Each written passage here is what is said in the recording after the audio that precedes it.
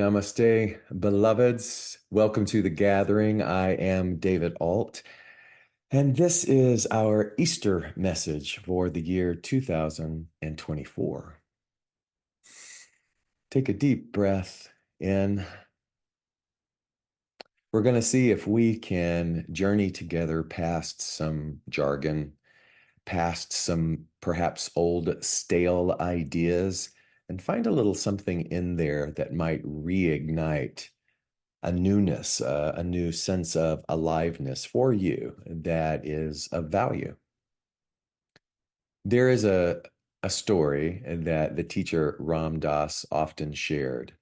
And I have come to believe that if we were given only one story to repeat through generations as a teaching tool, that this little one story could really encapsulate everything that one needs to know metaphorically and cosmically and spiritually to personally apply to our lives, to bring us into a state of inner reflection. And so the story goes like this. There is a heavy, heavy fog on a lake, and a boatman is rowing throughout the mist, and the fog is so dense. And suddenly, he is bumped by another boat. And he immediately reacts. He starts to scream these profanities at the other boatman to watch where he's going. And in that momentary time, soon after, the fog begins to dissipate a little bit. And all of a sudden, he looks, and the boat is empty. The other boat is empty. The other boat is empty. The other boat is empty. That's the story. So many different pieces and symbolism within that story represent our constant experience. That things just happen. We are bumped. That's just the nature of life. There's nothing that you or I can do preventatively to keep that from happening, hard as we try. As much of our resources that we pour into it, that we think will do that. Things just happen. That is the nature of life. But we can't help ourselves. We, being human, we can't help ourselves. The inner boatman inside of us, we want to identify a culprit. We want to be able to channel or target something that we can send our inflammation towards in order to provide us some illusionary relief for the suffering, for the illusion of separation. And so it is like constantly walking around in a dense fog, but this fog, perhaps, the unconsciousness of life, the traipsing and trotting forward, putting one foot in front of the other, like a sleepwalker, in that scenario, the fog never lifts. But in the journey of the seeker, in the journey of the one who is willing to self-examine, we start to become aware of the nature of the fog. This, you might say, is an example of the Easter story, the cycle of crucifixion of that which is old in order to make way for the resurrection or that which is new, also representing the constancy of change, the essence of the human experience, of the thing that we are defining as life. The essence of it is change. Everything changes, no matter how much we prevent it. It's spring here in Atlanta, Georgia. And one of the activities that brings me personal joy is to get in the dirt, to plant things, to revitalize gardens in my backyard, to create this sort of sanctuary that my partner and I love to spend time in, love to share with others, uh, to just bring a sense of respite and a place of stillness and quiet. And so there's a lot of process that goes into it and that is involved in it. But it too is a form of an Easter story because everything that I am doing will disintegrate or it will die or it will shed and it will return back into the void. And if I were to be consumed solely by that particular knowing, then why would one do anything at all? And as ridiculous as that sounds, because we are very aware of the cycles of nature, you and I must be aware of that attitude or that belief system that we have in us that has had something wither inside of us. And we say to ourselves, why bother at all? And if you really pause and if you really self-examined, you would find a list of things where you have applied that belief and you have created a sort of permanent stagnation where you say never again.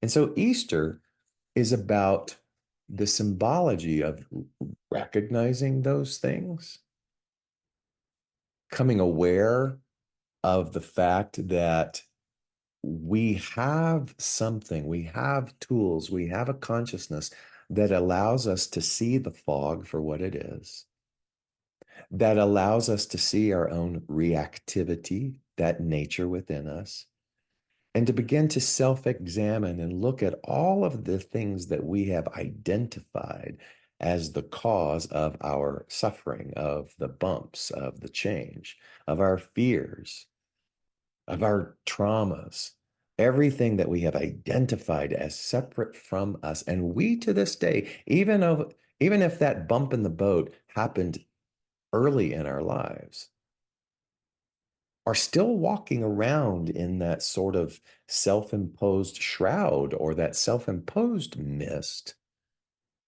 unwilling to stop yelling or being inflamed at the thing. And you start to see how valuable the Easter story is, how valuable it is to take that and to self-examine crucifixion, the impermanence of all things, and the resurgence or the rebirth and the cycle of that change that is constantly taking place. And ask ourselves, where are we trying to prevent anything within that cycle? So the boatman is rowing on a misty lake. You and I are that. The lake is the human experience, and it is dense. And there is daily bumps. And we are continuing to identify those things because we can't seem to help ourselves. So let's see if, for the sake of our time together, we can do a little self-help. And we get to ask ourselves, how far do we want to take this Easter story? And you might say, well, David, I want to take it as far as it will take me. And I want to see if you're really sure about that. So in Buddhism, there are three things that sort of describe the experience. The first one is anicca. And anicca means that everything is constantly changing all the time. All forms are in a state of change. All forms. So not just our human form. Like we can understand intellectually that the body that we have is constantly changing and it will age and then it will expire and it will decay and it will turn into ash and it will go back into dust, into dust. We understand that, but also the things from a human invention standpoint expire. Everything is changing all the time. There's a way to look at it that I remember being told one time that all institutions, all organizations crumble. And when you start to look at that as a lesson of impermanence, the beautiful thing is then you get to decide for yourself whether or not you're willing to participate in the manifestation of form anyway, realizing that you won't be able to hold on to it. Will you love anyway, realizing that love is constantly changing? Will you exercise the body? Will you treat it well with nutrition, knowing that even in spite of all of those things, a lifetime of fitness, it will still die? Will you still do that anyway? And there isn't one thing that you and I are not in relationship with that will not change. All forms are in a state of change, of transformation. There's nothing that you and I can hold on to and grab with certainty. And so when you think about our our belief systems around creating things that provide certainty, havens of certainty, that too, my friend, is an illusion. And Nietzsche tells us that everything is changing all of the time. And so that is a valuable piece, a necessary piece of the Easter story. If you want to do it literally, even someone as Jesus the Christ, Christ meaning Christ consciousness, Jesus of elevated consciousness, and all of his pure intent also could not avoid the change, the physical crucifixion that we as humans impose upon that, as the story tells us, that nothing is exempt from that in this human form. In the form, everything changes. Pretty obvious, right? If you want to play with that a little bit more, if you really want to sit with that a little bit more, you can play this sort of game and go, let me see if I can think of something that is exempt from anicca with regards to form, possessions, people, feelings. Nothing. The next one is dukkha, dukkha, which means suffering. So these three elements. One is anicca, everything is changing all of the time. And the second one is dukkha, suffering. All form is limited, it's finite. Dukkha is finite. Everything is contained, everything is controlled, and it's always pushing itself, if you think about it, to get back to the infinite, back to the all. So even the wisdom of life itself in human form knows that it can't stay. It knows that its time is limited. It goes from an embryo into infancy, into walking, and all of the systems, the respiratory, circulatory, all of the physical things. It knows too that it is already on its portal into the infinite or the expression of the all. Dukkha is suffering, meaning trying to hold on or keep form and forgetting that all form is constantly changing. Attachment, dukkha, attachment to the form is suffering. And then anatta, which is anatta, which is probably one of the more difficult to grasp. I think the first two, anicca and dukkha, we can understand. We see it in the story of the boatman. But anatta is also something, when you think about the word beyond, I say the word beyond to you, and what happens? What happens inside? You go, oh, that's the infinite, something beyond what I know. Really think about that, because anatta is the place of no self. It is the infinite. It is what we are all returning to. It is what is beyond the suffering in spite of our efforts to hold on to it. That there is no self, there is no separate entity. There's the illusion of these entities, there is the illusion of me, but beyond that, there is a level even beyond soul, which is also a form of an identity. There is something beyond identity, which is the no thingness, which the words emptiness or void don't really describe it. It is shunyata. It is the thing that is indescribable. It is the primordial essence. If we had to really understand or try to understand or identify God, it would be in that unidentifiable thing, the shunyata, the anyata, the no self. And that is not only where we have come from, but it is where we are returning.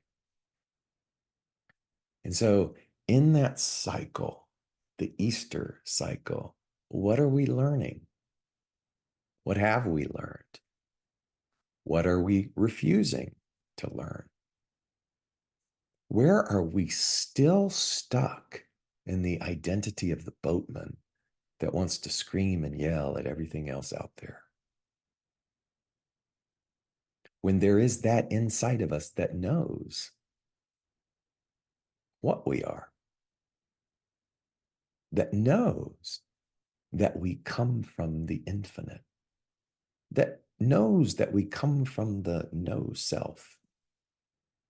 And this, we are asked to consider, is what all wisdom keepers have come to understand. It is what Jesus, the Christ, knew, went through in a personal evolution in human body to give us representation of its possibility. It is what the Buddha went through in order to experience that and then become the gatekeeper and the wisdom teacher and the way shower for us to also be able to more lovingly return to that primordial origin of who we are. It is what you are here for. It is what I am here for. And so as we're bumping around, screaming and yelling, those things are not wrong because nothing is either right nor wrong. They are just continual nudges. They are just continual teachers in order to shake us from the sleep, to shake us out of the unconscious state. So you could say in that illustration of the story that the fog is teacher. You could say in that illustration that the collision of that is teacher. Your fog, your collision, your perpetrators, your wounding, rather than trying to continue to build systems of protection around that, you turn to them and you see them as teacher. Because if you really want to take and embody the Easter message, to maximize it this year, this cycle, this opportunity to bloom in a new way, then can you do that with full relish, with full availability, not by grabbing, not by mourning the past, but by realizing that in the instantaneous willingness, you are free. You and I are free. That every second is a form of a resurrection. If we begin to understand the essence of everything, that all nature is changing, that I can begin to ungrasp the things that I am holding so tightly to. And that's not really just things of form, it's also the grudges and the stories and the self identifications of wounding. And ask yourself, am I not tired? Am I not tired of continuing to scream into the fog? That is an Easter message, so powerful, that keeps circling back, literally through the seasons of spring, to show us the return of flowers, to show us that none of the petals on the flowers are screaming or in agony, that they too shall pass. That the story of Jesus, the Christ, and its symbology is our story.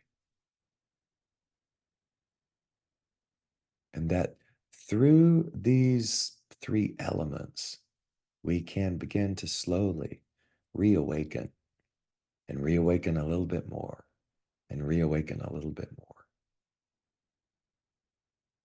May this holy season, may this spring, may this cycle of human nature become an invitation for you, a new form of allowance. And by new form of allowance, I really mean hyper focus in noticing your attachments, hyper focus in noticing on that which is wanting to be let go of so that it may be crumbled and crucified, to notice the inflammatory, the inflammation that not only exists cellularly within your body, but that exists energetically at all of that out there. And begin to ask yourself, really, is that how I want to finish out this cycle in this form? Or can I be fully available to the resurgence and the resurrections, plural, that want to continue to happen in me, through me, and as me? I believe that that's the beauty and the potency of an Easter and a re-examination. And I wish and pray and hope that it becomes just a little bit a part of you as well. God bless.